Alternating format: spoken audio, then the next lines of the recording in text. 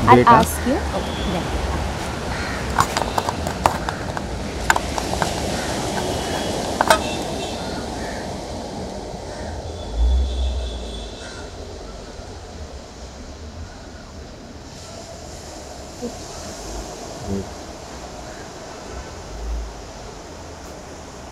Change your pose. start. Neha, how are you first of all?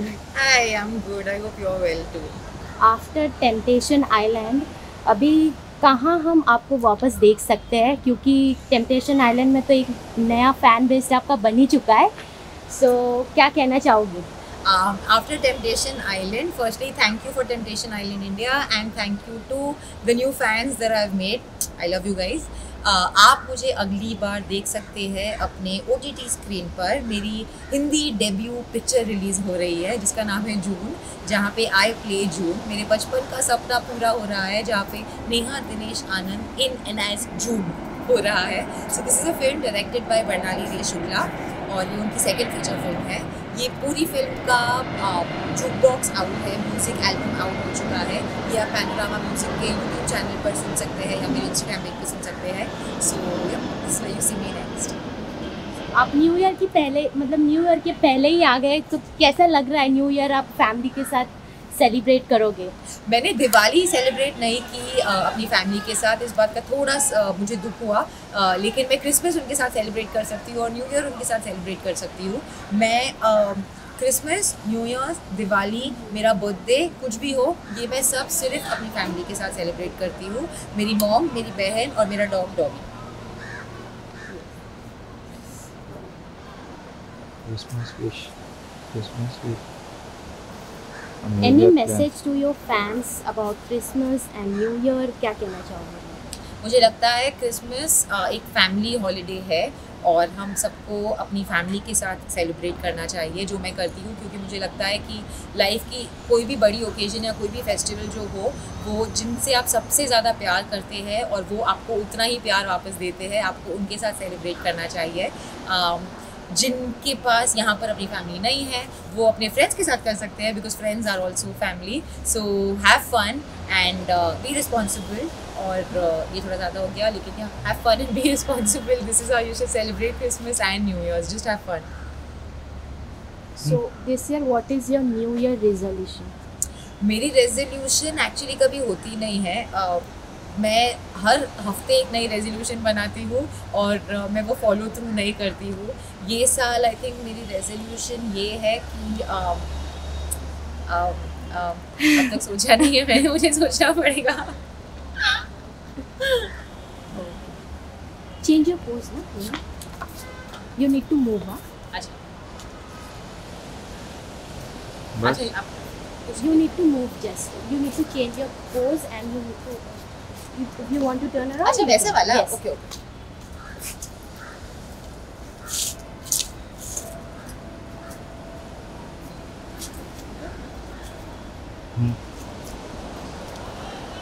Thank you so.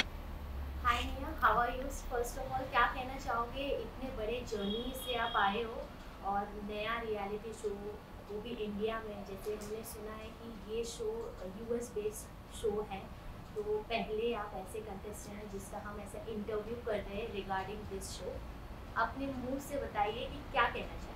पहले तो I am fine and I hope you are fine as well and thank you कि मैं पहली contestant हूँ इस show से जिसका आप इंटरव्यू कर रहे हैं। मैं बहुत थैंकफुल हूँ कि मैं पहली कंटेस्टेंट हूँ इस सीज़न की, जो इंडिया में पहला सीज़न है इस शो का। ये एक बहुत बहुत बहुत बड़ा शो है ग्लोबली और इसके इतने वर्जन्स बने हैं इतनी कंट्रीज़ में।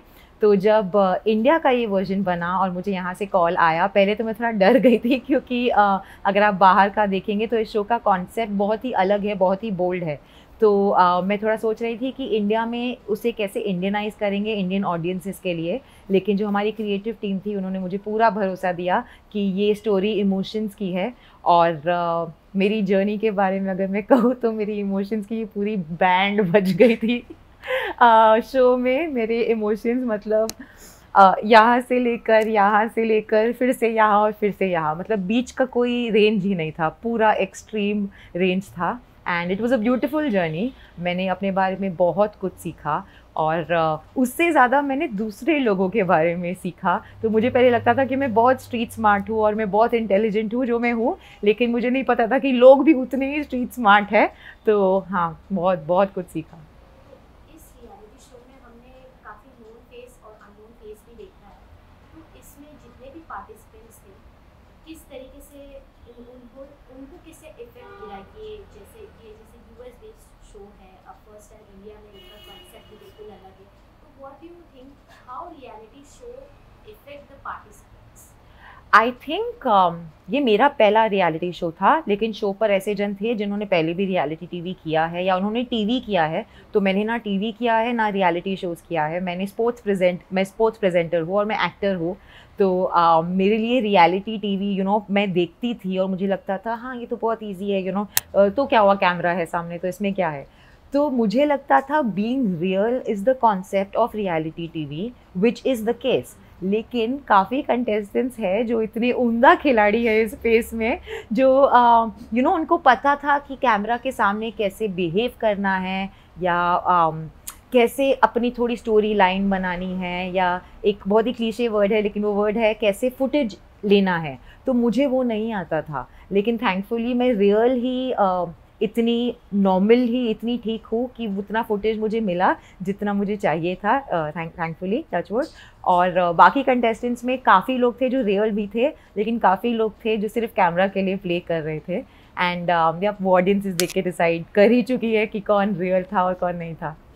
बेसिकली आपकी जर्नी को अगर हम देखेंगे तो वो काफ़ी रियल था, ऐसा कुछ नहीं था कि हमने देखा आप प्लान करके आए हो या उसके बेस पे आप किसी के साथ मतलब क्रिएट कर रहे हो सीन्स। जैसे हम देख रहे हैं बाकी जैसे जितने भी कंटेस्टेंट हैं, चेतना हो गए, उनके जो बॉयफ्रेंड्स हो गए, जो कपल हो गए, जो न्यू कनेक्शन बना रहे हैं, बट आपको धोखा ही मिला है जैसे हमने देखा, चाहे वो फ्रेंड में हो या आप नया कनेक्शन बनाने की कोशिश कर रहे हो। ऐसा क्यों? मतलब अगर आप रियल है तो कहीं ना कहीं तो कनेक्ट हो जाता है, बट उनकी तरफ से धोखा यहाँ से भी वहाँ से भी, उसके बारे में क्या कहना है? मुझे लाइफ में आज तक धोखे ही मिले हैं। दोस्ती में मुझे धोखे नहीं मिले हैं, यहाँ पे दोस्ती में भी मिला, लेकिन मुझे प्यार में और कनेक्शंस में हमेशा धोखे मिले हैं। तो मैं अभी भी नहीं सीखी हूँ। आई टेल यू, मेरी एक प्रॉब्लम है, मुझे लगता है कि क्योंकि मैं रियल हूँ और मैं सच बोलती हूँ, तो मैं हर चीज़ फेस वैल्यू पे लेती हूँ। अगर आप मुझे बोलेंगे कि आप ऐसा फील कर रहे हैं, मैं वो मानूंगी। अगर कोई और मुझे आके बताएगा कि वो ऐसा फील कर रही है, मैं जब तक आपके मुंह से नहीं सुनूंगी मैं वो नहीं मानूंगी, वो बिलीव नहीं करूंगी। तो मुझे लगता है कि क्योंकि मैं रियल हूँ और मैं ऑनेस्ट हूँ, तो लोग भी रियल और ऑनेस्ट है। तो आई थिंक मैं वही मार खा जाती हूँ, क्योंकि सब रियल नहीं होते, सब ऑनेस्ट नहीं होते, for the reason best known to them, to each his own. सब अपना गेम खेलने आए थे, और अगर एक्चुअली सोचे तो ये गेम ही था और ये शो ही था। तो अगर कोई गेम खेल रहा है, मैं ये नहीं कह सकती कि ये गेम क्यों खेल रहा है, वो गेम खेलने ही आया है। मैं थोड़ी उल्लू बन गई, लेकिन कोई बात नहीं। तो हाँ, मेरे साथ धोखा हुआ, क्योंकि मैं चीज़ें फेस वैल्यू पर लेती हूँ। मुझे लगा था कि मुझसे जो भी कहा गया वो सच था, और अगर आई थिंक थोड़े वे में थोड़ा 100 में से 50 सच होगा भी, आई होप, आई प्रे। लेकिन हाँ, इसीलिए मैं धोखा खा गई।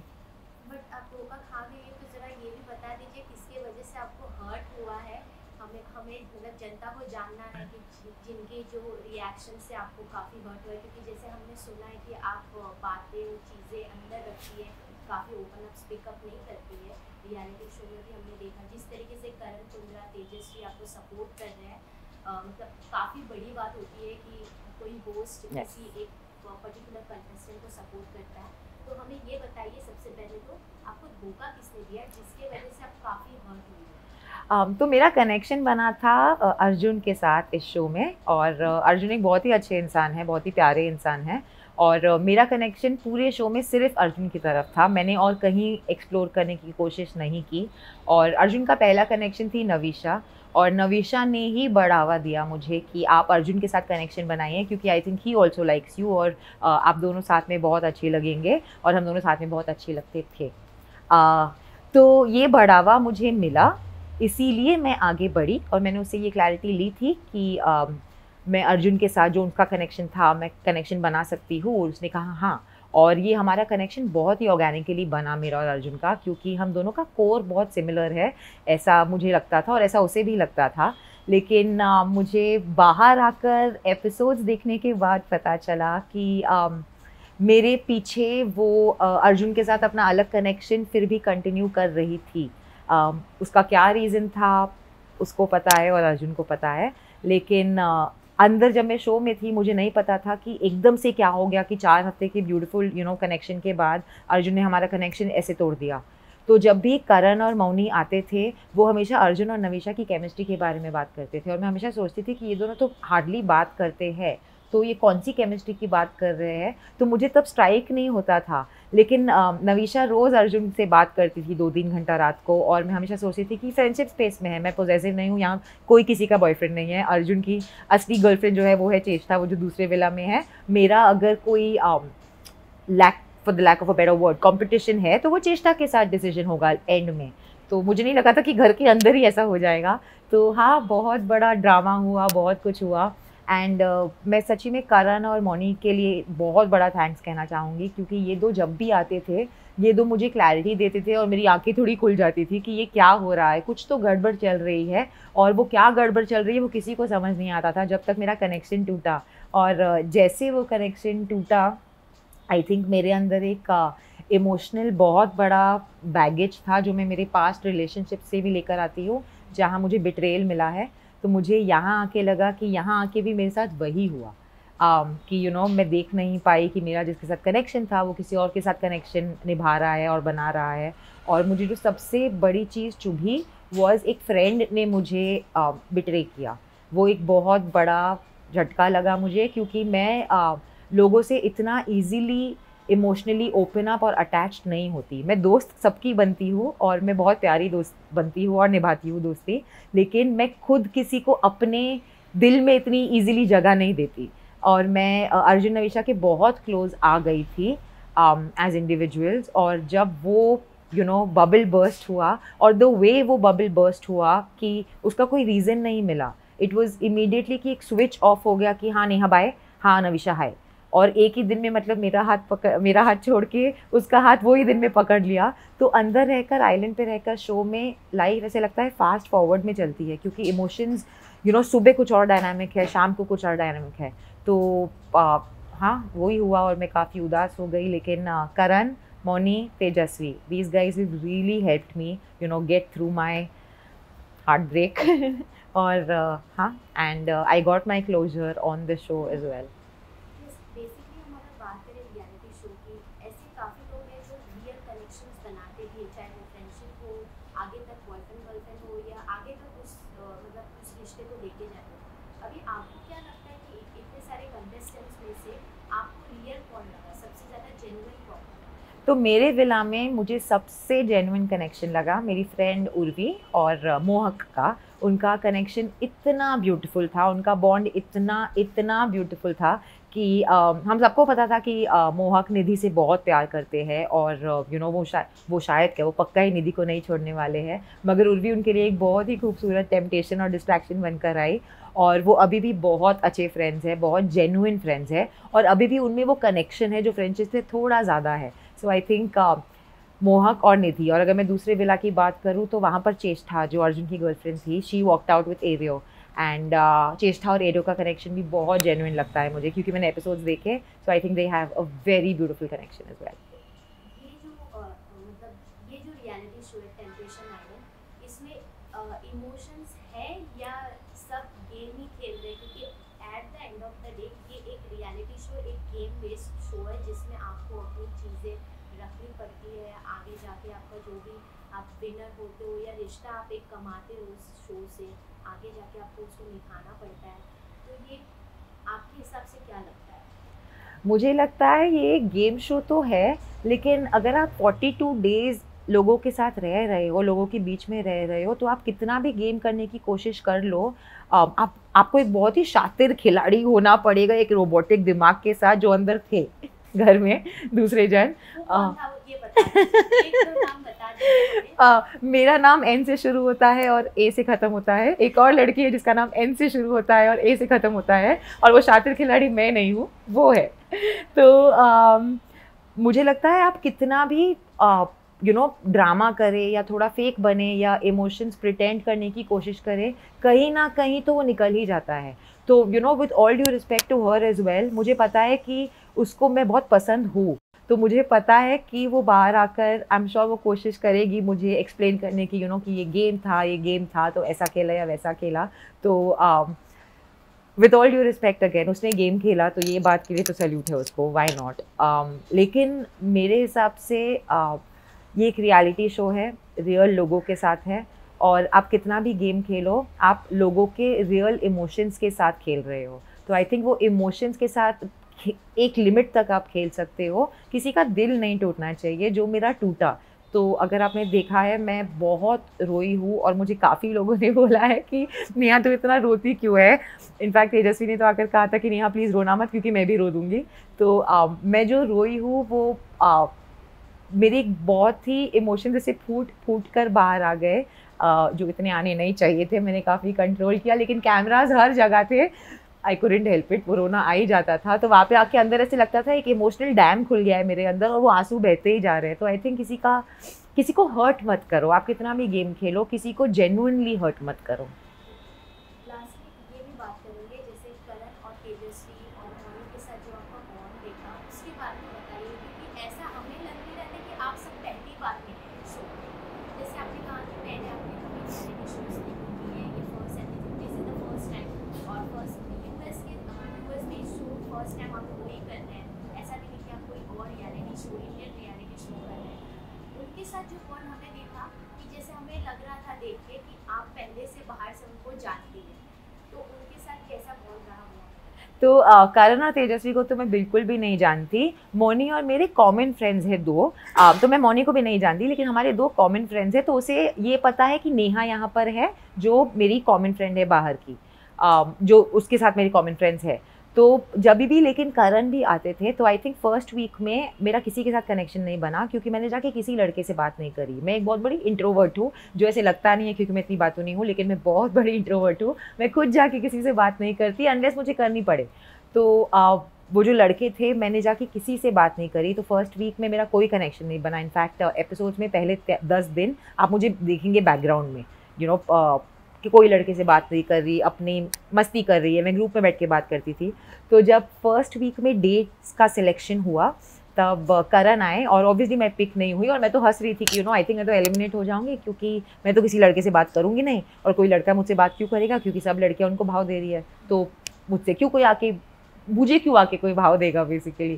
तो मुझे याद है मैं करण के पास गई एंड जैसे वो शूट खत्म हुई और मैंने करण को बोला करण आप बॉम्बे जा रहे हो प्लीज़ मुझे भी ले जाओ क्योंकि यहाँ तो मेरा कुछ नहीं होने वाला, मैं तो किसी से बात नहीं करने वाली। और तभी करण ने मुझे बोला नेहा तू छा गई है, तू टेंशन मत ले, सब मुंडे आके अभी तुझसे बात करेंगे, तू फिक्र मत कर। तो जब मौनी भी आई और मुझे पहली बार मिली और उन्होंने मुझे हक किया, मैंने उसे कहा कि मौनी मेरा कोई कनेक्शन नहीं बना है, कोई लड़का मुझे देखता भी नहीं है, 10 दिन से मुझ पर किसी ने लाइन नहीं मारी है। तो मौनी ने भी कहा कि तुझे नहीं देख रहे, मुझे समझ में नहीं आ रहा ये लड़के क्या कर रहे हैं। तो हमारा एक बहुत ही ब्यूटीफुल कनेक्शन बनता ही गया मौनी और करण के साथ। और तेजू भी जब जैसे पहली बार आई, हम जब बैठे थे आमने सामने, इट जस्ट फेल्ट लाइक हम दोस्त हैं। एंड जब शॉर्ट्स के बीच में ब्रेक होता था या कुछ भी होता था बात करते करते, she would just look at me and she would just smile. तो अगर आप वो तेजू का एपिसोड देखेंगे भी तो ऐसे लगता है कि तेजू आधा टाइम मुझसे बात कर रही है और उसने बहुत ब्यूटीफुली काफ़ी चीज़ें एक्सप्लेन की मुझे। उसने एक बहुत प्यारी बात कही मुझे कि नेहा अगर आप अभी भी उदास है, अभी भी दुखी है, आप ये सोचिए कि जो हुआ वो अच्छा हुआ, क्योंकि अगर आप एक गलत अजम्पशन में और जीती तो दर्द ज़्यादा होता। सो अगर आपका दिल अभी तोड़ दिया किसी ने, वो ज़्यादा अच्छा हो गया, 10 दिन बाद फिनाले में टूटता तो आपको और दुख होता, which is true. And I think जैसे वो बात उसने कही, मैंने अर्जुन से भी बात करी और मुझे मेरा एक क्लोजर मिला। So yeah I like to thank Karan, Mouni and Teju for being like my pillars of support and strength in there, especially Karan and Mouni. Neha और एक चीज़ पूछना चाहूँगी, जैसे अभी आपका ये सफ़र, ये जर्नी एंड हो चुका है, तो इस रियलिटी शो से आपने क्या सीखा? सबसे बड़ी चीज़ जो आपका डेवलप हुआ है या कुछ बुरी चीज़ जो ख़त्म हुई है, क्या ऐसी चीज़ है? तो पहले जो बुरी चीज़ ख़त्म हुई मैं ये कहना चाहूँगी, मैं पहले कुछ बोलती नहीं थी। अगर आपने शो में भी देखा मैंने किसी के साथ झगड़ा नहीं किया। जब मौका था अपनी बात करने का कि तुमने मेरे साथ गलत किया या मुझे ऐसा लगता है कि आपने मेरे साथ गलत किया, मैंने फिर भी बात नहीं करी, ना अर्जुन से ना नवीशा से। तो मेरे दोस्तों ने जाके, राजवी और उर्वी, मैंने 2 बहुत ब्यूटीफुल कनेक्शंस बनाए अंदर। उन्होंने जाके मेरे बिहाफ पे बात करी और वो भी मुझे घड़ी घड़ी बोलते थे कि तू क्या कर रही है नेहा, तू बोल, अगर तुझे कोई हर्ट कर रहा है तुझे बोलना चाहिए। वो इंसान को कैसे पता चलेगा कि उसने तुझे हर्ट किया है या कितना हर्ट किया है। और यही बात मुझे करण ने भी कही। तो मैं इमोशनली ओपन अप हुई हूँ इस शो की वजह से। और मुझे लगता है कि अब मैं ये जो मैं इतनी सारी बातें करती हूँ, मैं मतलब की भी वो बात रखूँगी। अगर मुझे कोई चीज़ अफेक्ट करेगी मैं उसे जाने नहीं दूँगी, मैं उसे सप्रेस नहीं करूँगी। और मैंने और एक चीज़ सीखी कि लोगों को जाके अप्रोच करना चाहिए। अगर कोई लड़का पसंद आए तो जाके उसे प्लीज़ बताइए कि आपको वो पसंद आया है। लड़के हमेशा खुद चल के नहीं आएंगे आपके पास। तो यहाँ ये शो में मैंने ये सीखा कि अगर मुझे कुछ पसंद है I have to go for it, which I do generally in life. लेकिन प्यार के मामले में मैं ऐसा नहीं करती, इसलिए मैं अभी तक सिंगल हूँ। और तो ये बुरी चीज़ ख़त्म हुई है। और जो मैंने ब्यूटीफुल चीज़ पाई है इस फुल जर्नी में is my 2 friends Rajvi and Urvi. ये शो कनेक्शंस बनाने का था और मुझे लगता है कि मैंने राजवी और उर्वी के साथ इतना खूबसूरत कनेक्शन बनाया है। वो मुझे इमोशनल सपोर्ट ही नहीं, मैं अंदर बीमार थी काफ़ी टाइम के लिए, लोगों को ये पता नहीं है, बहुत टाइम के लिए मैं बीमार थी। उन्होंने मुझे फिज़िकली भी सपोर्ट किया है। तो या मैंने ये पाया है। और ऑब्वियसली मैं जब बाहर आई और मैंने मेरा फ़ोन देखा, मेरा फ़ोन टंग टंग टंग टंग टंग अभी तक बजना बंद नहीं हुआ है। Thank God the audiences have loved me. तो मैंने एक बहुत ही खूबसूरत कनेक्शन बनाया है ऑडियंसेस के साथ। सो राजवी, उर्वी एंड ऑडियंस, ये मेरे 3 कनेक्शन है जो मैंने टेम्पटेशन आइलैंड पे बनाए। ठीक है, इतने सारे फैंस तो आपने बनाए ये, तो आखिर में जैसे आपने कहा आप सिंगल है, तो आपको कैसा लड़का पसंद है वो बताइए। बस 2 शब्द कहूँगी और आपको पता चल जाएगा, शाहरुख खान। शाहरुख खान। बिल्कुल ऐसा होना चाहिए, बस आके मेरे सामने ऐसे कर दे और बस मैं फ्लैट। अच्छा नेहा, और एक चीज़ जैसे अभी मतलब इंडिया में जितने भी रियलिटी शो बन रहे हैं, बिग बॉस हो गए, खतरों के खिलाड़ी, और भी बहुत सारी चीज़ें, रोडीज हो गई, तो अभी इसके बाद कोई ऐसा स्टेप है आपने चुना है कि आपको रियलिटी शो करना है? बिग बॉस हो गया, अगर आपको इस चीज़ का ऑफर आया कि आपको बिग बॉस करना है, खतरों, तो आप किस पे ओपन है? मैं फुल्ली ओपन हूँ सारे रियलिटी शोज़ के लिए। इनफैक्ट बिग बॉस तो ऐसा शो है जो मैंने सीज़न 1 से लेके अभी तक मैंने एक एपिसोड मिस नहीं किया है आज तक लाइफ में। मैं बीच में अमेरिका गई थी पढ़ाई करने, मैं अमेरिका में भी बैठ के बिग बॉस देखती थी। मैं कहीं भी छुट्टी पे जाती हूँ इंडिया में, आउट ऑफ इंडिया, मैं वेबसाइट पे जा जाके ढूंढ के बिग बॉस देखती थी। तो खतरों के खिलाड़ी भी ऑब्वियसली बहुत ही डेयर डेविलरी का शो है। मेरी बहन थी उस पर इस सीज़न में और उसे देख के तो मैं और इंस्पायर हो गई। मैं एक फुल डेयर डेविल हूँ, मतलब आप बोलिए चीता के मुंह में हाथ डालो मैं वो भी कर दूंगी। So yeah these are all shows that I am open to. I am very adventurous. आप मुझे कोई भी रोलर कोस्टर पे बैठे बोल दे, तो आप मुझे प्लेन से कूदने बोले, मतलब skydiving something that I am waiting to do. So I fly airplanes, I am a commercial pilot. मैं दुनिया के सबसे स्कैरी रोलर कोस्टर्स पर बैठी हूँ। मुझे गाड़ी चलाना पसंद है, मुझे मुझे सारी एडवेंचर पसंद है। खतरों के खिलाड़ी and the best for me and big boss also. और एक क्वेश्चन पूछना चाहूँगी, जैसे अभी लॉकडाउन के बाद इतने OTT प्लेटफॉर्म्स आ गए, मतलब आर्टिस्ट को काफ़ी मतलब अपॉर्चुनिटीज़ मिले, तो ऐसा कोई आपका प्रोजेक्ट है जो आने वाला है? अब इस टेम्पटेशन के बाद नेहा कुछ अलग अंदाज में दिखेगी, अलग नेहा निखर के आएगी ऑडियंस के सामने, और किस तरीके का जॉनर आप मतलब जॉनर में आना पसंद है? कि आपको एक्टिंग हो या जो भी सिंगिंग, गाने होते हैं आजकल पंजाबी सॉन्ग्स इतने सारे, तो क्या है आपके next move? What is your next? तो नेक्स्ट मूव आपके क्वेश्चन ने निखार दिया है मुझे, क्योंकि मेरी फिल्म आ रही है, मेरी first Bollywood Hindi picture debut, जो बचपन से मेरा सपना था कि मैं किसी पिक्चर में इन एंड एज स्टार करूं। तो Neha Anand in and as June, JOON, that's the name of the film. ये डायरेक्टेड है बर्नाली रे शुक्ला से, ये उनकी सेकंड फीचर फिल्म है और मैं इसमें लीड प्ले करती हूँ। मेरे साथ 2 न्यू कमर्स है, अक्षय शर्मा और राहुल दुहन। सो ये आने वाली है, मैं नाम नहीं ले सकती कौन सी OTT प्लेटफॉर्म पर, लेकिन it's a very big OTT platform, और इसकी सारी म्यूज़िक ऑलरेडी आउट हो चुकी है। इनफैक्ट जब मैं घर के अंदर थी तो इसके गाने रिलीज़ होना शुरू हुए, तो बाहर आके मुझे ऐसे लग रहा था कि हर जगह सिर्फ मैं हूँ, मतलब टेम्पटेशन आइलैंड भी मैं हूँ, जून में भी गानों में भी मैं हूँ। तो हाँ, तो June, so this is a very sweet love story. It's a love triangle. मैं वेला में भी लव ट्रायंगल में थी, यहाँ भी लव ट्रायंगल में हूँ।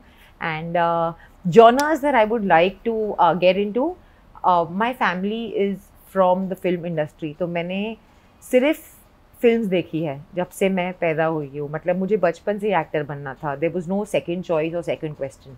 तो कॉमेडी, एक्शन, ये सब मेरे अंदर फूट फूट कर भरा है। मतलब मैं वेट कर रही हूँ कि कैमरा चालू हो, जैसे आपने देखा हुआ मैं इतनी बात करती हूँ, कैमरा चालू कर दो बस और मैं एक्टिंग करना चालू कर दूँगी। बॉलीवुड में किसके साथ काम करना पसंद करेंगी? शाहरुख खान। सबके साथ काफ़ी ऑब्वियसली काफ़ी फेवरेट एक्टर्स हैं मेरे, बहुत ही सारे फेवरेट एक्टर्स हैं, पर या डेफिनेटली यार number 1 has to be Shahrukh Khan, but obviously I want to work with everybody. अभी न्यू ईयर भी आने वाला है, तो क्या मैसेज देना चाहेंगे अपने फैंस को, ऑडियंस को, और आपने जो भी नया मतलब नए रियलिटी शो से आपने जो फैंस न्यू कमाए हैं अपने लिए, उन्हें क्या कहना चाहेंगे? Firstly in advance happy new year and मेरी क्रिसमस। मैं आपसे ये कहना चाहूँगी कि थैंक यू सो मच कि आप मेरी जर्नी का हिस्सा बने। मुझे जो भी लगा था कि मैं बाहर आके कैसी दिखूँगी, मैं एक नंबर की रोतड़ू दिखूँगी, और ऐसा बिल्कुल नहीं है कि रोना रॉन्ग है। आई थिंक रोना इज़ अ ब्यूटिफुल थिंग। आजकल फ़िलहाल एक्चुअली मैं रोज़ रोती हूँ, मैं कोई भी छोटी सी बात पे रो देती हूँ, तो रोना is a beautiful thing, we should all cry. Thank you so much for supporting me, और आपके जो इतने लव वाले मैसेजेस हैं जो आप मुझे रोज़ भेजते रहते हैं, इट इज़ ब्यूटीफुल। मैं वो सारे मैसेजेस पढ़ती हूँ and I do my best to reply to them all. मैं जाते जाते सिर्फ ये कहना चाहूँगी कि जो मेरी जर्नी थी टेम्पटेशन आइलैंड पे, ये मैंने दिल से खेली, मैंने सिर्फ अपने दिल की सुनी, और मुझे लगता है कि अगर आपका ये ठीक है तो इसका फ़र्क नहीं पड़ता। आप अपना दिल साफ़ रखिए और लोगों के साथ अच्छा कीजिए, किसी को हर्ट मत कीजिए, and that's all you need to do to be a normal human being and a good person. So happy new year and I hope you take my advice. Thank you so much. Happy new year. Thank you so much.